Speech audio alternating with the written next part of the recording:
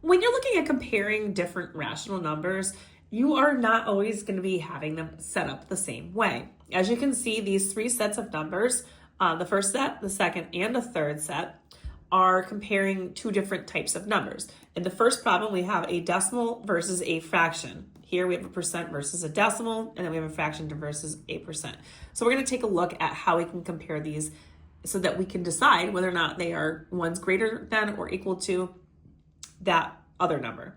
So if I take a look at 3 halves, it's the same thing as me saying 1.5, and half of something, it would be 0.5.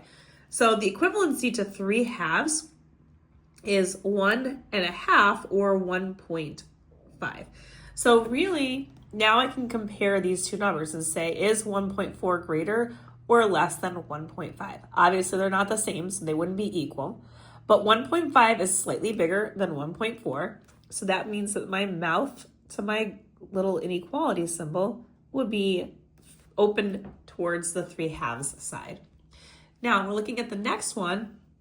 We have a percentage versus a decimal. So I have two options here. Either I can change these and make both of them percents, or I can change them and make them both decimals. So I'm just going to make these both decimals. So we're going to take this percentage, and anytime we want to make a percentage to a decimal, we move the decimal 2 places over this way to the left. So then we would have 0.005. And now that decimal is gone because it's over here. And I want to see, is 0.005 greater than or less than 0.02? And the answer would be that this is 5 thousandths and this is 2 hundredths. So this is bigger. So again, this one is going to be the same way. And that would be my setup. My last one, 7/20. I'm going to actually take the 7/20 and convert that because this is a percent. So I'm going to actually just see what this would be. Now, if I wanted to do this out of a percentage, it needs to be out of 100%.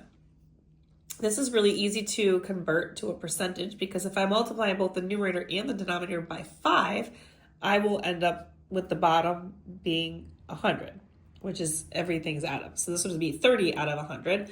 And then this is going to be whatever this ends up being. So 7 times 5 ends up giving me 35. And then we are aiming this for 100. So 20 times 5 is 100. So 35 hundredths versus 30%, which would be 30 over 100. If I wanted to do it that way, I could certainly do it that way. 35 is bigger than 30 since they're both denominators of the same kind. And then I would have this. If you want more questions like these, you can find them on my YouTube channel, Instagram, or TikTok at YouWantAlgebra. All of these will be located in the middle school. Are you ready for middle school math section?